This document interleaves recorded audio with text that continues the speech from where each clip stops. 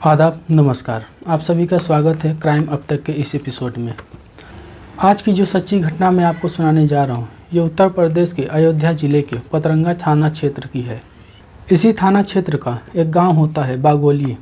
इसी गांव की एक लड़की होती है माहिया बानो, जो कि अचानक से गायब हो जाती है।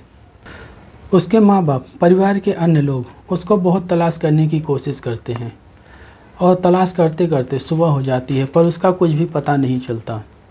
और जब सुबह हो जाती है तो उसके पिता एजाज थाने चले जाते हैं रिपोर्ट लिखाने। रिपोर्ट लिखाने के बाद जो थाने के अध्यक्ष होते हैं अशोक सिंह, वह इस मामले को सब इंस्पेक्टर सुनील सिंह को दे देते हैं और कोशिश करते हैं कि जल्द से जल्द तलाश करने की। उस लड़की के फ़ोन का लोकेशन और आसपास के लोगों से बातचीत करते हैं और पता करते हैं, पर उस लड़की का कुछ भी पता नहीं चलता है। और वक्त गुजरता है तो जो थाना अध्यक्ष होते हैं अशोक सिंह और सुनील सिंह, इन दोनों का तबादला हो जाता है। और तबादला होने के बाद दूसरे थाना अध्यक्ष की वहाँ पर पोस्टिंग होती है, जिनका नाम होता है RK राणा। और फिर जो एजाज होते हैं लड़की के पिता, वह फिर जाते हैं थाना अध्यक्ष के पास और कहते हैं कि 15 अक्टूबर 2020 से मेरी बेटी गायब है और उसका कुछ भी पता नहीं चल रहा है। तो RK राणा भी छानबीन में जुट जाते हैं, पर RK राणा भी 3 से 4 महीने कार्यभार संभालते हैं और फिर उनका भी तबादला हो जाता है। फिर नए थाना अध्यक्ष की पोस्टिंग होती है, जिनका नाम होता है विवेक सिंह। उनको आकर 25 से 30 दिन हुए होते हैं। और जो माहिया बानो के पिता होते हैं एजाज, वह लड़की को ढूंढ कर थक चुके होते हैं और अपनी सारी उम्मीदें हार चुके होते हैं। और परिजन और आस पड़ोस के लोग भी उस लड़की को ढूंढ कर थक जाते हैं और सारी उम्मीदें छोड़ देते हैं। इस दौरान तकरीबन 10 महीने का वक्त बीत जाता है और माहिया बानो का कुछ भी पता नहीं चलता है। और पुलिस भी कहीं ना कहीं इस केस को अपने ठंडे बस्ते में डाल चुकी थी। केस की फाइलें कहीं कोने में पड़े धूल चाट रही थी, लेकिन माहिया बानो का कुछ भी पता नहीं चलता है। एक दिन माहिया बानो के पिता एजाज इंस्पेक्टर विवेक सिंह के पास आते हैं और रोने लगते हैं। तो जो विवेक सिंह होते हैं वह उस लड़की के पुराने केस की फाइलों को बाहर निकालते हैं और छानबीन में जुट जाते हैं। उन्हें भी जांच करते करते कई दिन बीत जाते हैं, पर उनके हाथ भी कुछ नहीं लगता। तब वह आखिरी में एक बार फिर से गांव वालों से बात करने का फैसला करते हैं। और वह जब गांव जाते हैं, गांव वालों से बारी बारी से बात करते हैं। उनको वहां से एक छोटा सा सुराग मिलता है। आप ऐसे समझ लीजिए कि अंधेरे में तीर मारने जैसा या फिर भूसे के ढेर में सुई ढूंढने जैसा था। तब इंस्पेक्टर विवेक सिंह गांव के ही एक व्यक्ति को, वेद प्रकाश को हिरासत में लेते हैं और हिरासत में लेने के बाद उससे पूछताछ करते हैं, पर वह कुछ भी नहीं बताता। उसे बार बार थाने बुलाते हैं, पूछते हैं, पर वह कुछ भी नहीं बोलता। फिर एक दिन वेद प्रकाश को बुलाते हैं और सख्ती से पूछताछ करते हैं और कहते हैं कि मेरे पास सबूत है कि तुम माहिया बानो के साथ देखे गए थे। और जब इंस्पेक्टर विवेक सिंह इतना कहते हैं तो वेद प्रकाश रोने लगता है और कहता है कि साहब, मेरी और माहिया बानो की मुलाकात 2.5 साल पहले खेतों में हुई थी।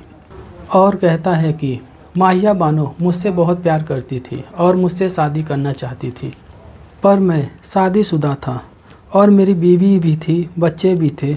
और जब जब वह मुझसे शादी के लिए कहती थी मैं घबरा जाता था। मैं सोचता था कि मेरी बीवी है, बच्चे हैं, मैं करूं तो क्या करूं। और कहता है कि माहिया बानो मुझ पे दबाव बनाने लगी थी, कहती थी कि अपने बीवी बच्चों को छोड़कर मुझसे शादी करो। वह इसी तरह जिद पर अड़ी रही और वक्त बीतता रहा। इस बारे में ना तो गांव वालों को पता था, न घर वालों को, और ना ही मेरे बीवी को और ना ही मेरे बच्चों को। इन दोनों का मिलना खेतों पर ही होता था। बहुत कम गांव के लोग थे जो इन दोनों को एक साथ देखे थे। दरअसल एक दिन गांव का ही एक आदमी खेतों पर गया होता है, तभी इन दोनों पर नज़र पड़ जाती है और इन दोनों का राज नहीं रह जाता है। और जब वेद प्रकाश को पता चलता है तब वह 15 अक्टूबर के दिन माहिया बानो को फ़ोन कर खेतों पर बुलाता है और माहिया बानो खाना बनाकर अपने साथ अपना खाना लेकर खेतों की तरफ निकल जाती है।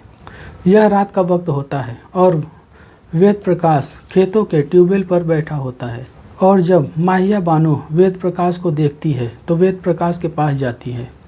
तो वेद प्रकाश कहता है कि मेरी बात को समझो, मैं तुमसे शादी नहीं कर सकता।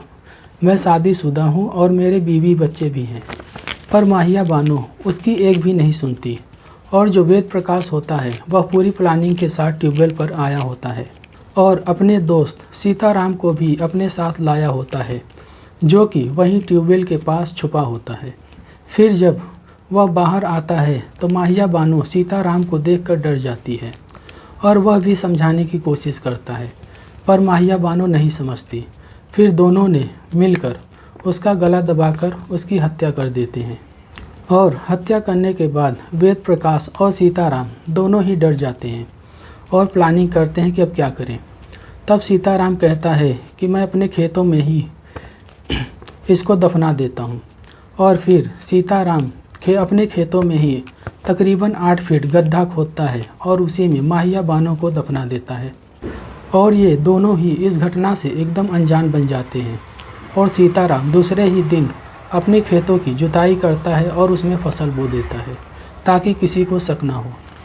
फिर धीरे धीरे 9 से 10 महीने बीत जाते हैं और खेतों में जुताई और बुआई का काम चलता रहता है और इंस्पेक्टर विवेक सिंह 10 महीने बाद इस घटना को सुलझा लेते हैं और माहिया बानो का पता कर लेते हैं।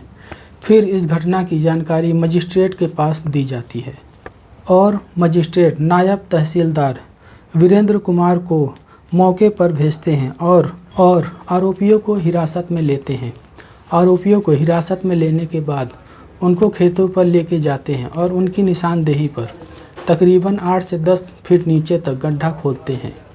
तकरीबन 8 से 10 फीट गड्ढा खोदने के बाद एक लाश निकलती है, पर उस लाश में कुछ बचा नहीं होता है। उस लाश के थोड़े बहुत कपड़े और एक चप्पल बची होती है और जब माहिया बानो के परिवार वालों को वह कपड़ा और चप्पल दिखाया जाता है तो वो लोग उसे पहचान लेते हैं और कहते हैं कि ये मेरी बेटी माहिया बानो का ही चप्पल और कपड़ा है। इस घटना के बाहर आते ही लोगों में आक्रोश फैल जाता है, पर पुलिस वाले उन सबको समझाते हैं और कहते हैं कि आप सब शांति रखिए, हम इन दोनों को कड़ी से कड़ी सज़ा दिलाएंगे। फिर जाकर कहीं मामला शांत होता है। तो आज की कहानी कैसी लगी आप सब कमेंट करके बताइए। वीडियो अच्छी लगी हो तो लाइक कीजिए और चैनल को सब्सक्राइब कीजिए। जय हिंद, जय भारत।